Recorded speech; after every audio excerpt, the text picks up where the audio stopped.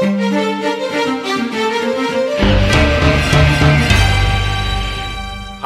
Kirk here at Wild Blue. Thanks for joining us. Today we're going to share with you 10.5 questions that we think you ought to be asking a prospective broker before you hire them. You know, in the right situations, a professional and reputable aircraft broker can save you a lot of time, a lot of money. They can also help reduce your exposure to liability.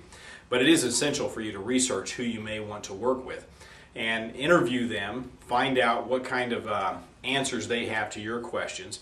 And so that's why we've developed our 10.5 questions white paper, which incidentally, you can have a free copy of it, no obligations, no strings attached, by simply emailing us at info@wildbluellc.com or calling toll-free 888-773-4249. So on to the questions. What's the first question you ought to be asking? Number one is, do you ensure my satisfaction?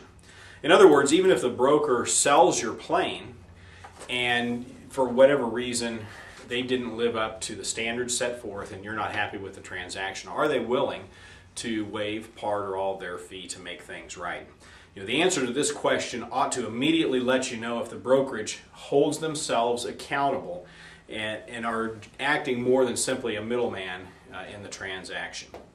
Question number two, do you represent both the buyer and the seller? Now, if you're familiar with real estate, you'll understand this to be a dual agency, where the same agent represents both sides of a transaction. We happen to feel that that's wrong.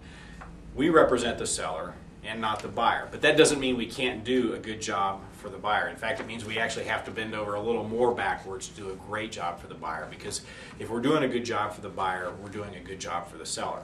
What it does mean, however, is that some of the information flow needs to be only one way. There are certain things that should never be disclosed to the buyer about the seller, including your financial status, maybe your health or other reasons that really aren't germane to the situation, but that may give the buyer a leg up on negotiations. Number three, do you provide full disclosure at the end of the sale? You know, an unfortunate byproduct of this unregulated business, aircraft brokerage, is that some things happen that really shouldn't be happening. Sometimes they are under the table payments, sometimes they're back-to-back sales.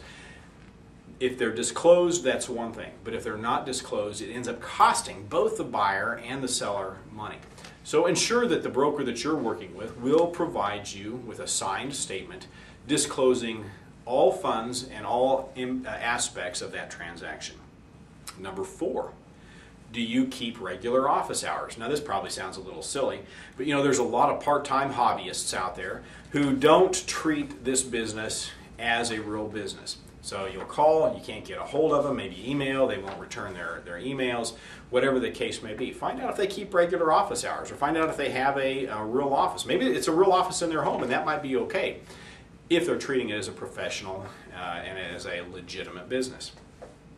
But if it takes them days to return your calls or emails, you can rest assured that they're going to miss out on some opportunities from buyers. So those are our first 4 questions that we think you ought to be asking of prospective brokers. If you have any questions, you'd like some more detail on these, by all means ask for our free white paper. You can email us at info@wildbluellc.com or call us toll-free 888-773-4249, extension 101. In the next segment, we'll cover the next 4 questions.